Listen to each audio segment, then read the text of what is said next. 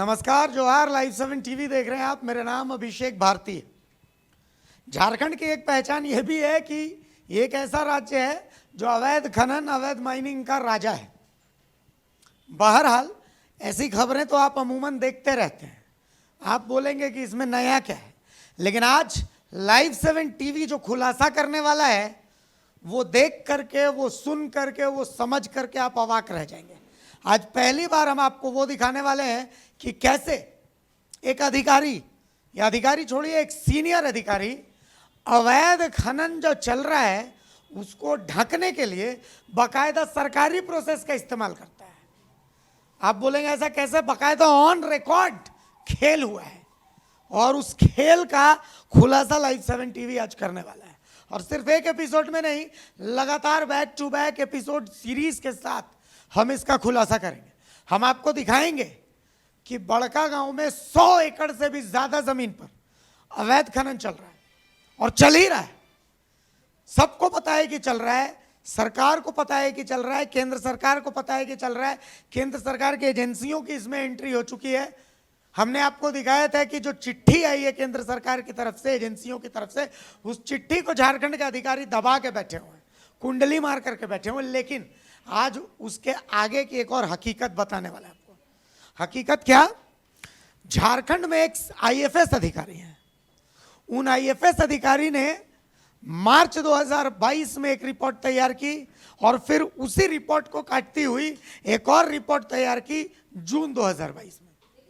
मार्च 2022 में अपनी रिपोर्ट में ये कहते हैं कि अवैध खनन जो हो रहा है वन भूमि पर हो रहा है और इसके लिए 3 लोग दोषी हैं।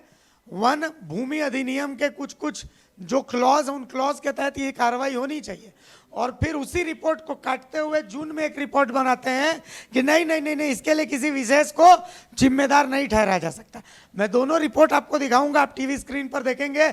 लेकिन इसको समझाने के लिए मेरे साथ मंटू सोनी साहब है। मंटू सोनी साहब, जो खुलासा आज लाइव 7 टीवी कर रहा है, ये खुलासा झारखंड ने कभी नहीं देखा कि एक कुर्सी पर बैठ करके नियम संगत तरीके से अवैध खनन कैसे करवाना है।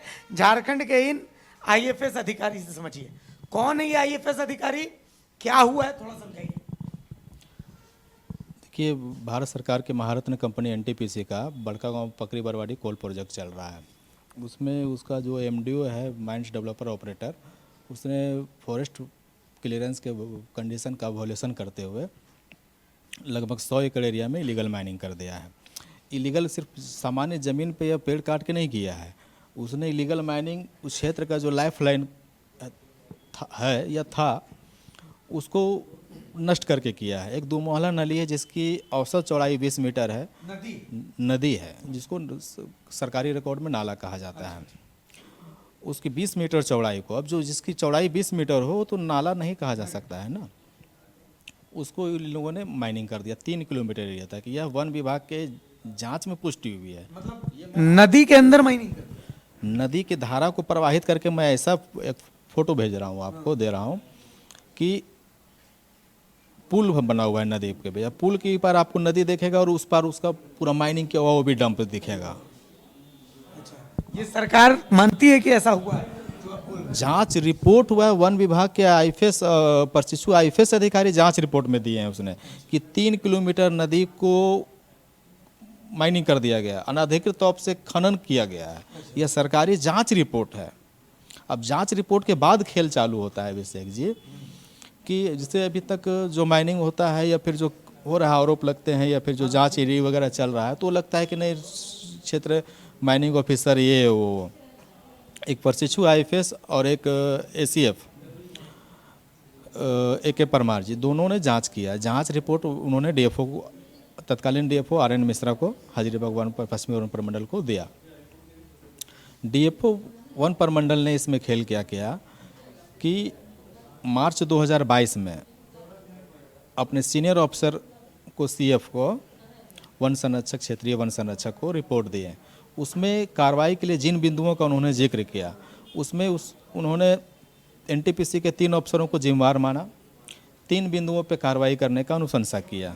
वहाँ जी मेरे पास है, आप देखेंगे तो मैं दिखा दूंगा आपको।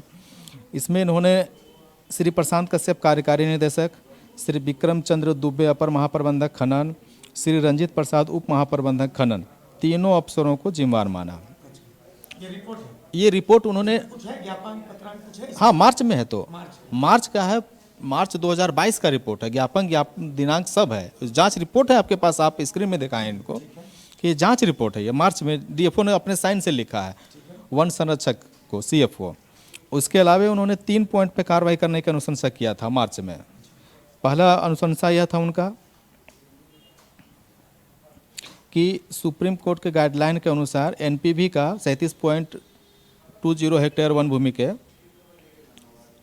विरुद्ध 5 गुना पैनल एनपीवी वसूली करने का अनुशंसा किया उन्होंने।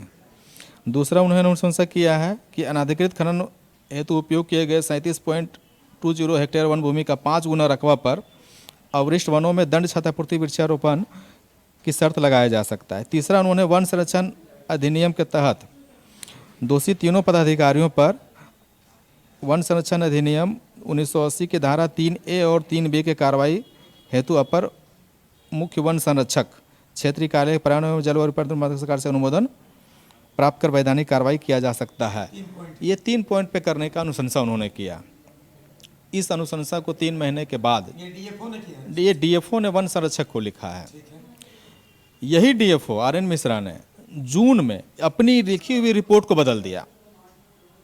मतलब वो रिपोर्ट, दूसरी रिपोर्ट भी है आपके पास? क्या है मेरे पास? ये जो अनुशंसा किए थे इसमें भी हालांकि कई प्रावधानों को उन्होंने छुपाया, कंपनी से प्रभावित होकर इसमें भी इन्होंने छुपाया, ये तीनों छुपाया।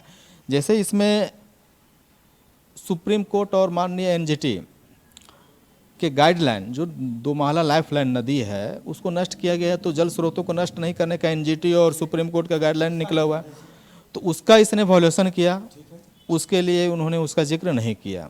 पॉइंट 2, बायोडायवर्सिटी एक्ट 2002 का भी उल्लंघन किया गया है। बायोडायवर्सिटी एक्ट का ही है उल्लंघन किया है, नदी को, पर्यावरण को क्षति करना, जलवायु को प्रभावित करना, उस कानून का दायरा उल्लंघन भी किया गया है। उसमें उन्होंने कार्रवाई की अनुशंसा उन्होंने नहीं किया। माइनिंग एक्ट का उल्लंघन किया, चूंकि स्वयं लिख रहे हैं कि अवैध खनन किया गया है, तो जब अवैध खनन किया गया है तो अवैध खनन के लिए तो माइनिंग एक्ट के प्रावधान के तहत कार्रवाई होनी चाहिए कि नहीं होनी चाहिए, तो माइनिंग एक्ट का उन्होंने अनुशंसा नहीं किया। वन भूमि का यह है कि सिर्फ इन्होंने नॉर्मली, और इसके अलावा और भी है कि सिर्फ इन्होंने उस समय के एनटीपीसी के अफसरों को जिम्मेदारी ठहराया, लेकिन जो एमडीओ माइनिंग कर रहा है उसकी जमीन कर रही है, त्रिवेणी सैनिक प्राइवेट माइनिंग प्राइवेट लिमिटेड है, यह जो है त्रिवेणी सैनिक प्राइवेट माइनिंग प्राइवेट लिमिटेड, वो जो कर रहा है उसको जिम्मेदार इन्होंने नहीं माना। क्यों नहीं माना? माइनिंग तो आपके ज़मीन पे एमडीओ कर रहा है ना, तो उसके लिए उनका ये कुतर्क रहता है कि नहीं, भारत सरकार जो दी है ना वो एनटीपीसी को दी है ना, बोले एनटीपीसी को यूजर एजेंसी है, वो माइनिंग तो वो नहीं कर रहा है, तो उसको आप दोषी क्यों नहीं मानिएगा? तो यहाँ उन्होंने सीधे उन लोगों को बचा दिया। इसमें भी है, लेकिन ज्यादा दोष ये तो पहली बार मैं सुन रहा हूँ कि कोई अधिकारी पहले एक रिपोर्ट बनाता, अब दूसरी रिपोर्ट पर मैं आता हूँ। ये पहली बार ही नहीं, ये गंभीर झारखंड सरकार के लिए प्रश्न खड़ा करेगा कि एक आईएफएस अफसर द्वारा अवैध माइनिंग पे कार्रवाई करने के लिए लिखना चाहिए था। सबसे पहली बात है कि वह इलीगल माइनिंग होना नहीं चाहिए था। वन विभाग के अधिकारी अगर सतर्क रहते तो वह इलीगल माइनिंग ही नहीं होता। इन्होंने इलीगल माइनिंग पहले करवाया, और इलीगल माइनिंग के करने के बाद जांच रिपोर्ट जो आई, जांच रिपोर्ट के बाद इन्होंने कार्रवाई के लिए जो अनुशंसा करना चाहिए था, उसमें इन लोगों ने पहली बात है कि कई प्रावधानों को छुपाते हुए जो पहली रिपोर्ट बनाई, उसके बाद दूसरी रिपोर्ट के 3 महीना के बाद इन्होंने 2 रिपोर्ट दूसरा बना दिया। हाँ है, दूसरी रिपोर्ट में इन्होंने छुपा दिया, इसमें कह दिया कि कोई अधिकारी दोषी सीधे एनटीपीसी को, उसमें भी एमडीओ के अधिकारियों को छुपाते रहे। दूसरे वाले में कह रहे हैं कोई दोषी नहीं है। और उससे बहुत गंभीर बात यह है कि वन संरक्षण अधिनियम का ही फॉरेस्ट कंडीशन का उल्लंघन हुआ है, वन संरक्षण अधिनियम का ही उल्लंघन हुआ है, और उसके तहत कार्रवाई की अनुशंसा ही उन्होंने गौण कर दिया। पहली रिपोर्ट में उन्होंने भारतीय वन संरक्षण अधिनियम 1980 के तहत कार्रवाई करने की अनुशंसा किया, और यह जो इलीगल माइनिंग किया गया है फॉरेस्ट क्लियरेंस के कंडीशन का उल्लंघन करते हुए किया गया है। तो ये सीधे तौर पे वन संरक्षण अधिनियम का उल्लंघन है। और दूसरी जैसे आपने पहले वाला पढ़ा, दूसरे वाले को पढ़ के बताइए इसमें क्या लिखा हुआ है। दूसरे वाले रिपोर्ट में ये तो देखिए, दूसरे वाले यहाँ पर लिख दिया है कि जो उसमें 3 पॉइंट था, तो 3 पॉइंट में से 2 पॉइंट को अच्छा उन्हें रहने दिया, और दो पॉइंट को इन्होंने ये किया। ये इसमें 2 ही पॉइंट की लिखा, इसे लिखा गया इसमें कि क्षतिपूर्ति वन रोपण पौधारोपण करने के लिए, और दूसरा है कि एनपीवी के तहत 5 गुना फाइन वसूलने के लिए किया गया। और उन्होंने यह भी, ये तो 2 रिपोर्ट छुपाया, 23 करोड़ रुपए का फाइन की वसूली की अनुशंसा करने के लिए बोला था जांच अधिकारियों ने, जिन्होंने जांच किया इलीगल माइनिंग का, वह भी उन्होंने गौण कर दिया। नाम भी गौण है, जहाँ तक मैं देख रहा हूँ किसी का नाम नहीं है इसमें। तो स्पष्ट लिख दे रहे हैं किसी को दोषी नहीं ठहराया जा सकता है। तो भैया आप अपने रिपोर्ट में 3 अफसरों को दोषी ठहरा रहे हैं, माइनिंग अफसरों को बचा रहे हैं, और दूसरे रिपोर्ट में किसी को दोषी नहीं ठहराने का क्या इंटेंशन है? आपने या अवैध माइनिंग के दोषियों को बचाने के लिए दोषियों से प्रभावित होकर अपने पद का दुरुपयोग करते हुए आपराधिक कार्य किया है इन्होंने। बड़ा गंभीर मामला है। मतलब एक आईएफएस के द्वारा, जिनका अभी 3-4 दिन पहले प्रमोशन होकर पोस्टिंग हुआ है, गिरिडीह में हुआ है उनके द्वारा उनके कलम से अवैध माइनिंग के और भारत सरकार के नियमों और गाइडलाइनों का उल्लंघन करने के लिए बचाने का रिपोर्ट, 2 तरह का रिपोर्ट उन्हीं के द्वारा लिखा गया है। यह आरोप नहीं है अभिषेक जी, यह पुष्टि है उनके कागजातों, उनके लिखे हुए कागज प्रूफ कर रहा है। उनके द्वारा लिखे गए कागज से ही प्रूफ कर रहा है कि उन्होंने आपराधिक षड्यंत्र किया है, फैब्रिकेटेड डॉक्यूमेंट्स बनाया है उन्होंने, 2 तरह का रिपोर्ट दिया, दोषियों को बचाने का कुकृत्य किया उन्होंने। और उससे भी और बहुत बड़ी गंभीर बात यह है अभिषेक जी कि इन्होंने जून में किसी को दोषी नहीं ठहराने का अनुशंसा किया, सिर्फ फाइन वसूल करके छोड़ दिया। तो भैया आप कह रहे हैं इलीगल माइनिंग हुआ है, फाइन भी वसूलने के लिए बोल रहे हैं और किसी को दोषी नहीं मान रहे हैं आप। ये कौन से तर्क, कौन से कानून, कौन से संविधान के तहत आप बोल रहे हैं आप? ये सीधे सीधे इलीगल माइनिंग के दोषियों से प्रभावित होकर पद का दुरुपयोग करने का मामला है ये, और आपने रिकॉर्ड में ये लिखा है।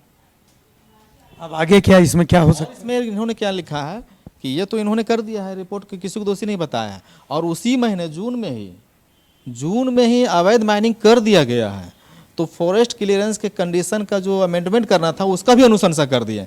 तो सवाल उससे बड़ी और यह है कि जिसको माइनिंग कर दिया गया है, जिस कंडीशन का माइनिंग कर दिया गया है, उसका अमेंडमेंट के लिए आप क्यों लिख रहे हैं? ऑलरेडी तो वो लोग इलीगल माइनिंग कर चुका है, तो फिर उसका अमेंडमेंट के लिए, यानी कि सिर्फ अवैध माइनिंग को नहीं, अवैध माइनिंग को बचाया ही दोषियों को नहीं, उसको जस्टिफाई करने का अनुशंसा भी कर दिया उन्होंने, नहीं कर दिया जाए और शर्तों को इसका कर दिया जाता है। तो जब ऑलरेडी कैसे करेगा वो कंडीशन? ऑलरेडी माइनिंग कर चुका है, वो माइनिंग कर चुका है तो अमेंडमेंट कैसे करेगा वो? इतना सब कुछ है तो अब आगे क्या मंटू जी, मतलब ये बताइए। देखिए आगे तो सरकार प्रशासन को करना चाहिए, सरकार के ये तो बहुत कुछ, लेकिन लगता है जिस प्रकार से ये हरकत डीएफओ ने की है कि दोषियों को बचाने का 2 रिपोर्ट लिखा, ये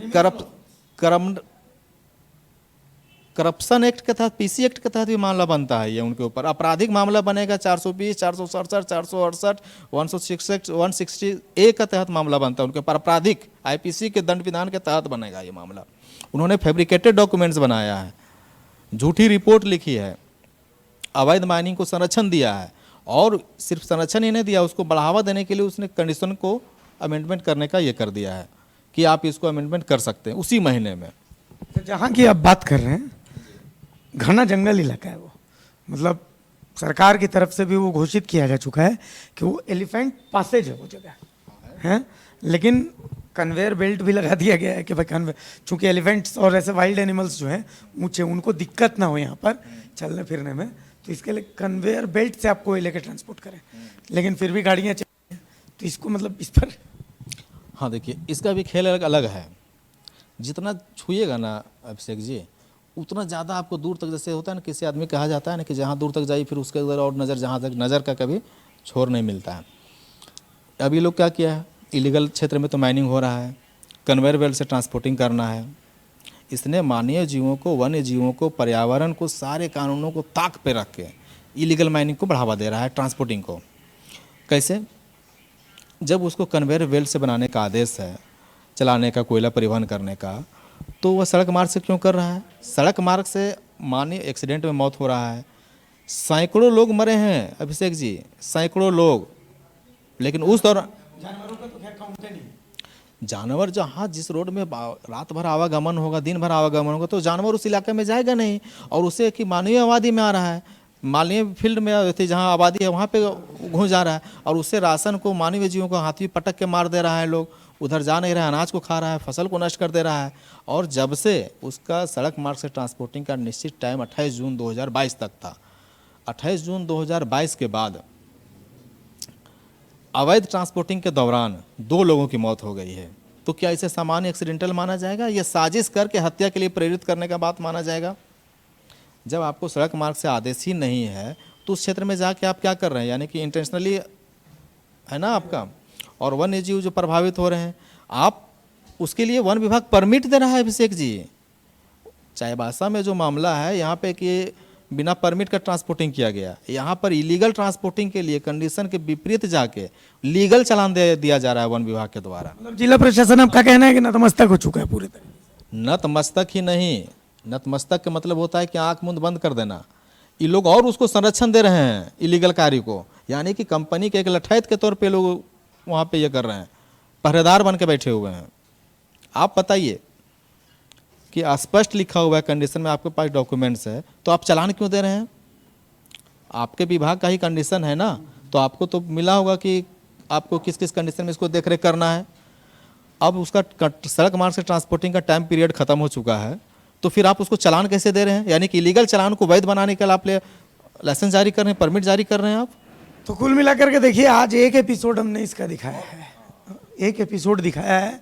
मंटू जी कई और ऐसे बहुत खुलासे लाइव 7 टीवी मंटू जी हम लोग मिलकर के करने वाले हैं।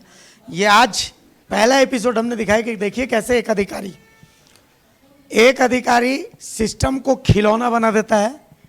पहले एक अनुशंसा करता है कि नहीं 3 लोग जिम्मेदार हैं, फिर अपनी अनुशंसा को कैंसिल करते हुए कहता है कि कोई जिम्मेदार नहीं है।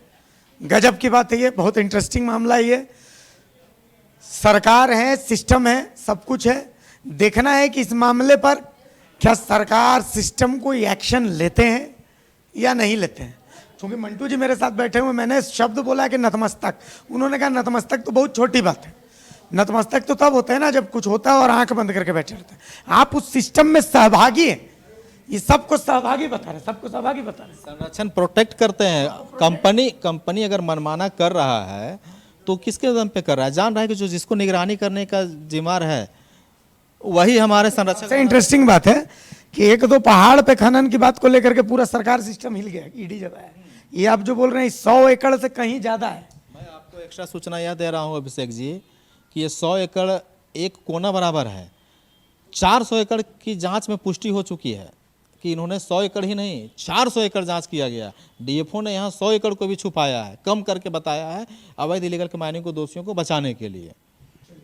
तो यहाँ सिर्फ ये झुनझुना अगर बजा दिया जाए कि नहीं राज्य में किसकी सरकार है तो नहीं होगा। इसलिए क्योंकि मामला हजारीबाग का, हजारीबाग के सांसद कौन है, केंद्र में सरकार किसकी है, केंद्र सरकार क्या कर रही है, केंद्रीय पर्यावरण मंत्रालय क्या कर रहा है, एनजीटी जो नेशनल ग्रीन ट्रिब्यूनल है वो क्या कर रहा है, झारखंड का पर्यावरण मंत्रालय क्या कर रहा है, झारखंड के वन पर्यावरण मंत्री क्या कर रहे हैं।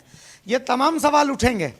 ऐसा नहीं है कि आज पहले एपिसोड के बाद हम उसके बाद जा करके चादर तान के सो जाएंगे ना, एक सीरीज के साथ बाकायदा डंके की चोट पर कह रहा हूं कि ग्राउंड रिपोर्ट भी करूंगा।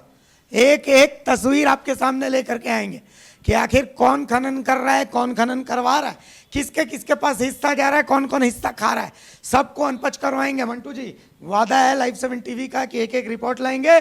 लेकिन आज एक ये बड़ा खुलासा कर रहे हैं कि देखिए एक अधिकारी नियम कानून सबको ठेंगा दिखाते हुए 2-2 रिपोर्ट, 1 मार्च में 1 जून में तैयार करते हैं कि भैया पहली रिपोर्ट में दिखाते हैं कि ये लोग दोषी हैं, इन पर कार्रवाई की जा सकती है। फिर दूसरी रिपोर्ट में कहते हैं कोई दोषी नहीं है। पहली रिपोर्ट में भी गड़बड़ थी, दूसरी रिपोर्ट में भी गड़बड़ है। यानी फंडा साफ है, लूट लो। क्या यही संदेश देना है कि भाई ऐसे अधिकारियों का झारखंड सरकार, केंद्र सरकार कुछ नहीं बिगाड़ सकती है? ये दोनों सरकारों को तय करना है। सहयोगी संजय पांडे के साथ मैं अभिषेक भारती, लाइव 7 टीवी, रांची।